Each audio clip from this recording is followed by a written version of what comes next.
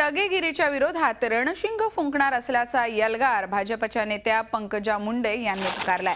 पंकजा मुंडे यांच्या संघर्ष यात्रेला बुलढाणा जिल्ह्यातल्या मातृतीर्थ संतखेड राजा इथून सुरुवात झाली।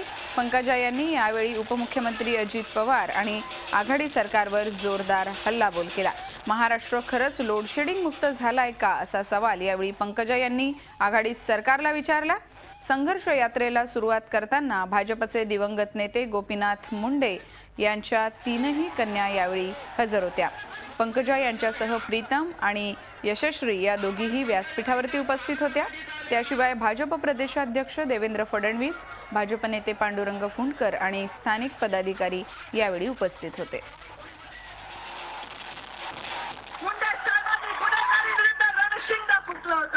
आता आम्ही या टगेगिरी विरुद्ध रणशिंग फुंकणार आहोत।